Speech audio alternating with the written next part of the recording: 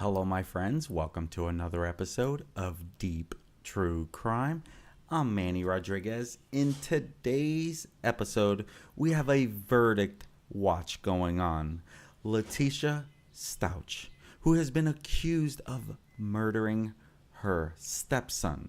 Now, she has admitted to doing it, but she pleaded by way of insanity. Like, she did it because she's semi-crazy. Well, anyone who's going to hurt a child, you are crazy. But we want the maximum sentence. At least I do, because she is an evil stepmother. And she really tried to coerce this in so many different ways to her benefit. And so we're waiting for the verdict watch. It's supposed to come out. It's already, they have a verdict. We're just waiting to hear what it is. We know guilty. Is it guilty by reason of insanity? Is it guilty and that's it, first degree murder?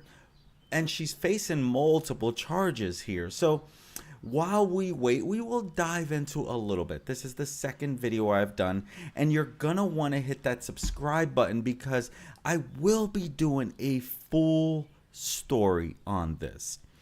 Today, this is the verdict watch. The previous video I did is on before the trial began. Now, the next video will be the complete true crime story as to what LeTecia Stauch has done. If you've been following this story, we know it's as ugly as it gets, right? I'm keeping an eye on it, making sure if something happens, we're going to hear something. But I am not seeing anything just yet. It said verdict reached 7 hours, 38 minutes, 20 seconds. And then there was a countdown. And so we're just waiting until what is next. And of course, we're going to keep you updated on this whole thing. And if it's one thing that no one can deny, this is as sad and ugly of a story. You see, the little boy was reported missing by his stepmother, who said that he went to visit a friend and never returned. Well, we come to find out that that is actually not the case. Rest in peace, Gannon Stauch, taken from this world way too soon. And as we continue to wait for what we're learning, I want to dive into what do we know at this time. And if something plays, you'll hear it along with my voice as my guest, so we will not be missing out here. Let's keep that lower, making sure that my stream is coming in okay. In January of 2020, an 11-year-old Colorado Springs boy went missing from his home where his father and his stepmother lived. Let me make sure that the audio is coming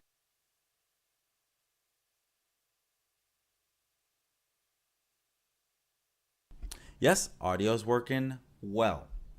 We would later find out that he was shot and stabbed by his own stepmother while his father was away on a work trip. And when you stop and you think about why would anyone do this to a child? Well, as the trial progressed, we continue to learn more.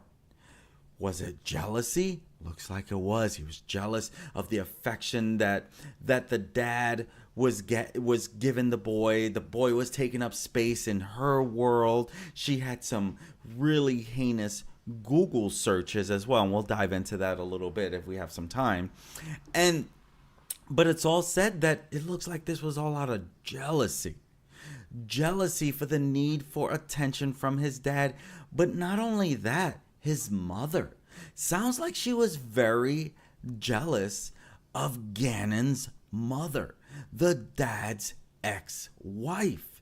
And so that's where it's like, why would anyone do this for any particular reason? And that's why I say, I think she is a little insane. I personally think you have to do this, right? That's my thought process, but that's me. But the little boy's body was found on March 17th of 2020, nearly 1,400 miles away from Colorado Springs. You're talking about 1,400 miles away in Pensacola, Florida, or near Pensacola, Florida. And he was wrapped in bedding and inside a suitcase. And it literally wouldn't be till later. Like, he was missing. And then it was like, okay, she started coming up with all these stories. But the authorities, they say that he was shot in the jaw, he was stabbed in the chest and back, and suffered a skull fracture. Rest in peace to this little boy. He also had cuts on his arms and hands that appeared to be defensive wounds. And Gannon's body, it appeared to be in the same suitcase, for some time. And so authorities, they did find a bullet in his skull and 2 bullets in a pillow that was with him in the suitcase. And so it was like, who could do this to this poor little boy? Well, looks like his own stepmother. The person that's supposed to treat him like he is her very own child. That's who did this to him.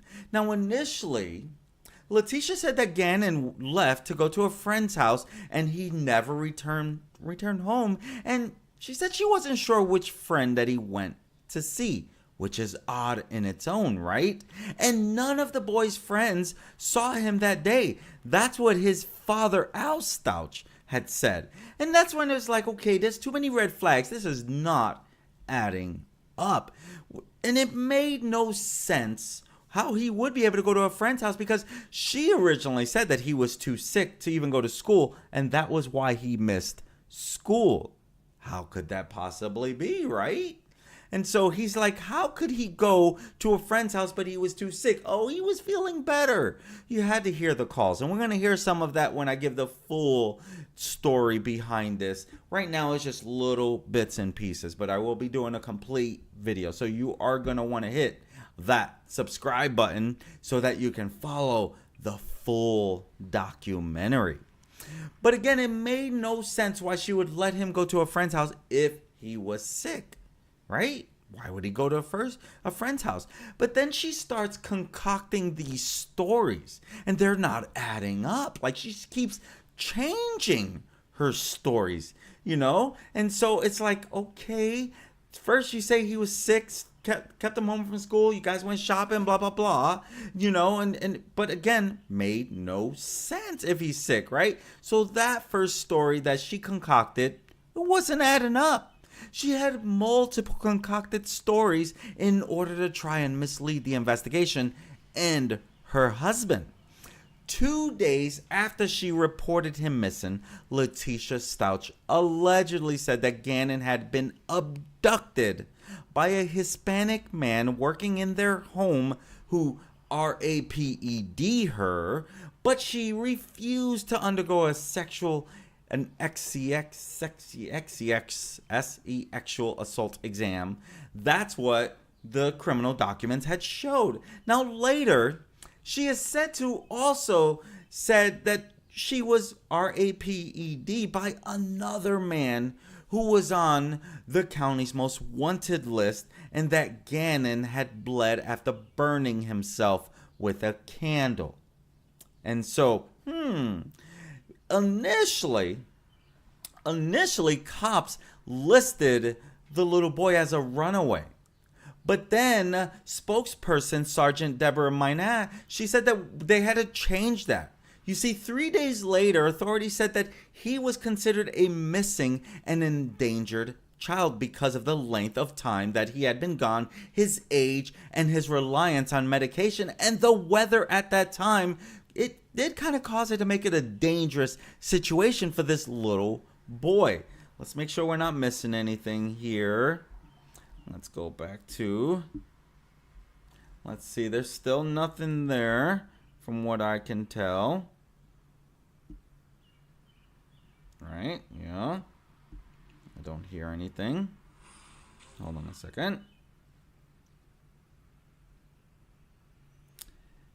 And so as we wait, we are just kind of going over a little. Nope. There's nothing. So, I don't know what the delay is. They have the verdict. Early in the morning, they were asking for some additional documents, like one of the doctor's testimonies. They did ask about that, and they asked for something else, which almost led to, like, holy mackerel, what do they need to know? How is this not a slam dunk? And so, back to what we know. Now, the neighbor of LeTecia and Al, the neighbor Roderick Drayton, he was one that helped break this case.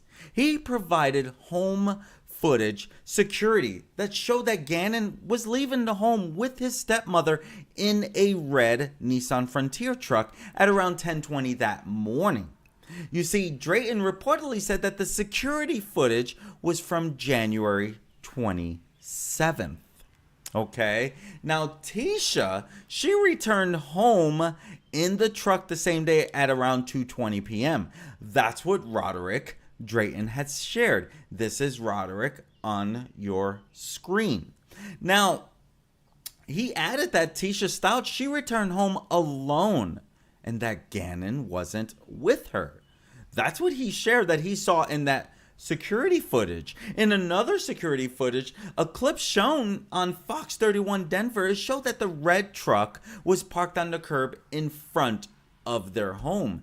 And it showed that a boy who looked to be exactly like Gannon, which most likely was Gannon, exited the truck wearing a backpack.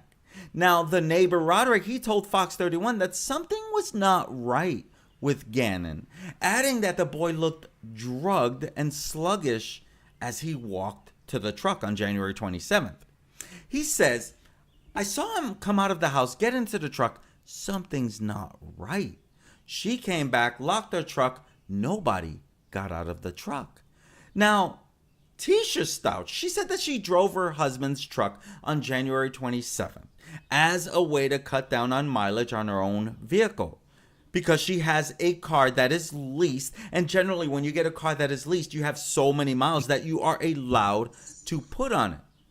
But that was her reason. I'm like, hey, I want to save on that. Oh, might have heard something. Okay, hold on a second. Let's pause that thought real quick. They're not on yet. I don't have a camera button over here this time. Okay.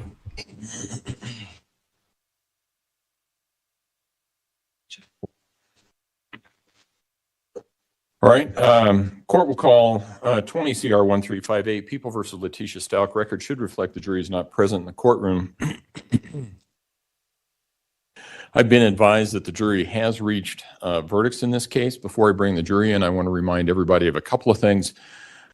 First of all, if you have a phone out, put it away, unless you are in this front row. In addition, I know that this is an emotional case. I get that. I understand that. Really, I do. But this jury has worked hard. So regardless of whether you agree with or don't agree with their verdict, you need to exercise appropriate decorum. So let's not have any emotional outbursts or anything like that. And I think we're good to go. Let's go ahead and bring the jury in, now that I have you doing something else. Okay.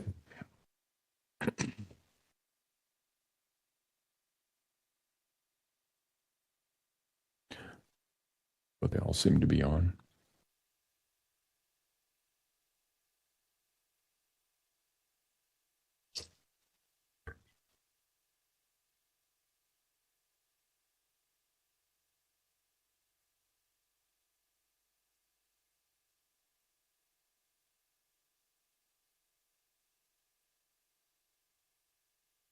It doesn't matter to me. I see it. So long as it's broadcasting, I just wanted to make sure that Was not the issue.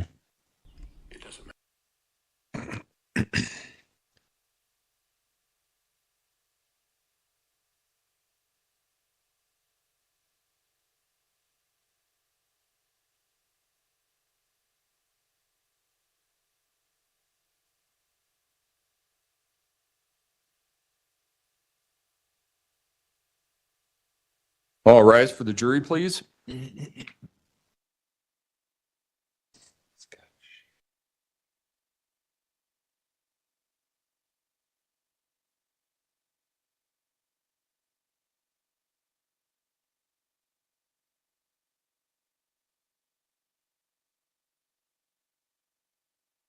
Thank you. You may all be seated. Court will recall 20 CR 1358, People versus LeTecia Stauch. Record should reflect the jury has returned to the courtroom. Good afternoon, ladies and gentlemen. I see that juror number 5, that would be you, has all the instructions and things like that. That's usually a tip-off to me that you might be the foreperson. Are you in fact the foreperson? And has the jury reached verdicts in this case? Yes, sir. All right. If you would hand the instructions and the verdict forms to Mr. Sproul, please.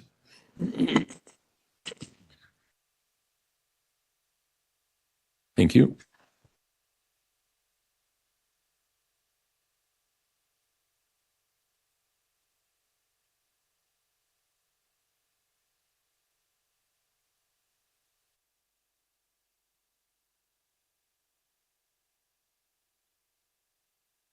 All right, the verdict forms do appear to be in proper order. I will have a question for you because there's some extra writing on here, but I think I understand what's going on. So with respect to count number 1, charge of murder in the first degree after deliberation, we, the jury, find the defendant LeTecia Stauch guilty of count number 1, murder in the first degree after deliberation. With respect to count number 2, charge of murder in the first degree, child under 12 by a person in a position of trust, we, the jury, find the defendant LeTecia Stauch guilty of count number 2, murder in the first degree, child under 12, position of trust. With respect to count number 3, charge of tampering with a deceased human body, we, the jury, find the defendant LeTecia Stauch guilty of count number 3, tampering with a deceased human body. With respect to count number 4, charge of tampering with physical evidence, we, the jury, find the defendant LeTecia Stauch guilty of count number 4, tampering with physical evidence. I wanted to ask the jury, or actually the foreperson, there is some extra writing on here with respect to question number 1. There's a cross through and some initials. And then on part B, there's also a cross through with initials. Was that signifying that you were not answering that and you intended to answer guilty as to that charge? Yes, sir. All right. And is that what you intended with all of the other verdict forms? Yes, sir. All right. With that, does either side wish to have the jury poll the prosecution? Yes, Your Honor. All right, what this means is that this is a process that is sometimes requested by the attorneys following a verdict to make sure that everybody has agreed on all parts of it. So I'll go down the row, starting in the back. Juror number 1, is this and are these your verdicts? Juror number 2, is this and are these your verdicts? Juror number 3, is this and are these your verdicts? Juror number 4, is this and are these your verdicts? Juror number 5, is this and are these your verdicts? Juror number 6, is this and are these your verdicts? Juror number 7, is this and are these your verdicts? Yes, sir. Juror number 8, is this and are these your verdicts? Yes, sir. Juror number 9, is this and are these your verdicts? Juror number 10, is this and are these your verdicts? Juror number 11, is this and are these your verdicts? Juror number 12, is this and are these your verdicts? Your Honor.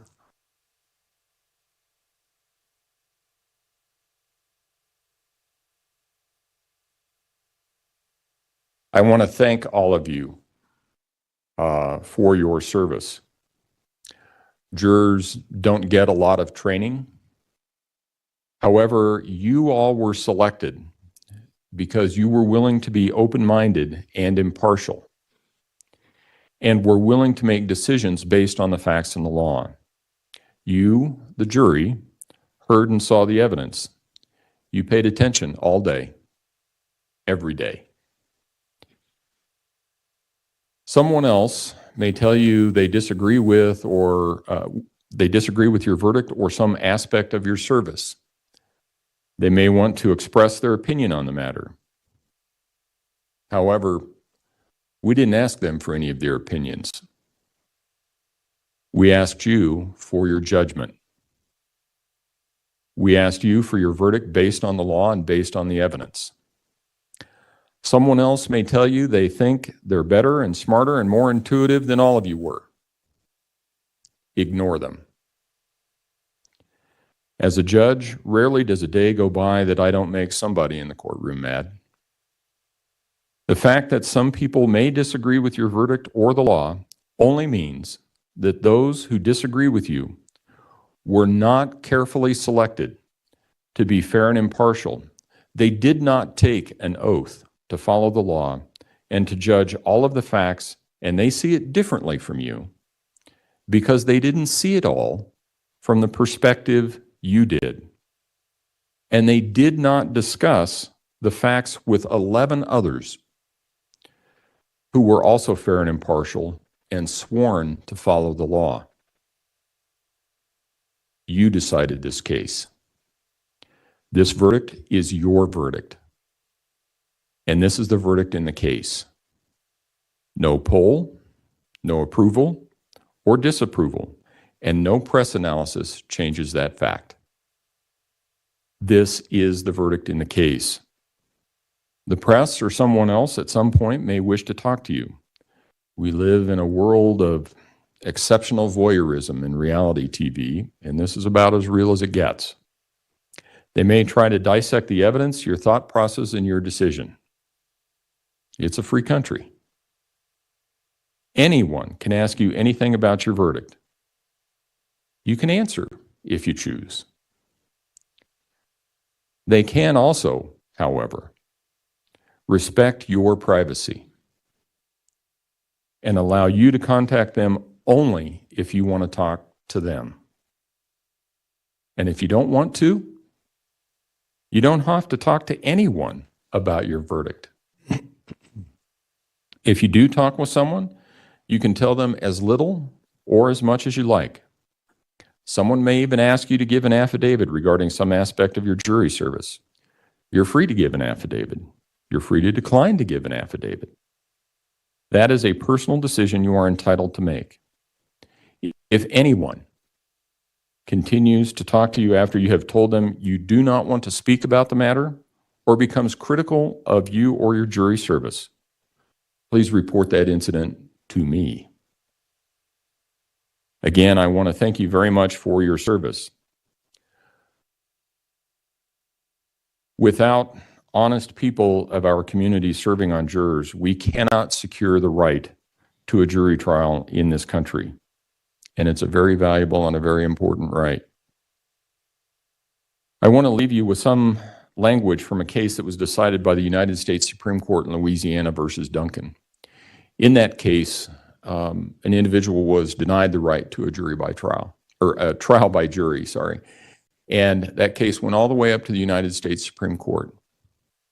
And the Supreme Court sent it back to the state of Louisiana. And it said, you need to give this man what the Constitution requires, which is a trial by jury. And when it sent the case back to Louisiana, it said, we believe that trial by jury is fundamental to the American scheme of justice. Trial by jury is more than an instrument of justice and more than one wheel of the Constitution. It is the lamp that shows that freedom lives. Without your dedication and sacrifice, that lamp would not shine as brightly as it does. So I truly thank you for your service. You are now discharged with the thanks of the court. And for the last time, all rise for the jury, please.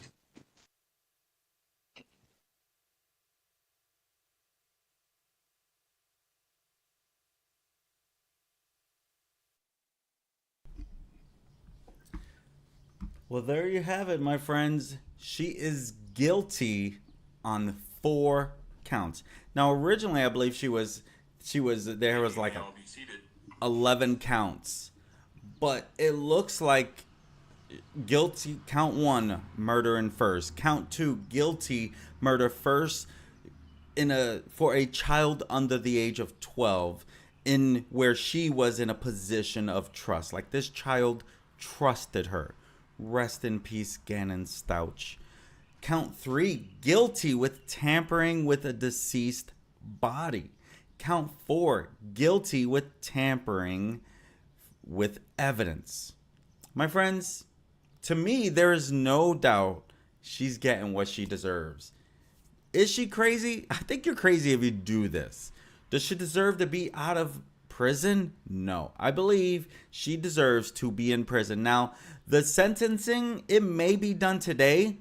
I'm not 100% sure on that. Great question. Let's see what they're... About this day for over 3 years. They're ready to go to sentencing as well. Okay. Then give me about 30 minutes, and we will come back and proceed to sentencing at that point in time. Okay, so I don't know if you caught that. I had my phone up. About 30 minutes. They're going to sentence her. I'm not going to stay on for that. As you guys know, I'm also a coach of over 40 kids, and we have practice, and I was going to bike ride on my way there. But that will be part of the full true crime documentary on LeTecia Stauch in the murder of her stepson, Gannon Stauch. I am a firm believer she got what she deserved. I'm also a believer, without even knowing what the sentencing will be, I believe she will be in prison for life. We'll see what the judge says. I'm not too sure what the recommended sentencing is, but I do believe she will be spending the rest of her life behind bars. But again, we're about to find out in about 30 minutes when he comes back on. So, my guess is life without parole, but that's just a guess. But you know I will be sharing, so be sure to hit that subscribe button, the one right there in front that you probably can't see. But only because I will be doing a full story on this, on everything we know, but without it being so many hours. Because this was, you're talking 21 days, 23 weeks, and that doesn't include the jury pool, I believe. So they've been going at this for a while, but guess what? Justice for Gannon Stauch. Rest in peace, little buddy. Gannon, taken from this world way too soon by one of the most selfish, evil stepmothers a person can ever come across. I'm Manny Rodriguez, and this has been another episode of Deep True Crime. Until next time, my friends, peace.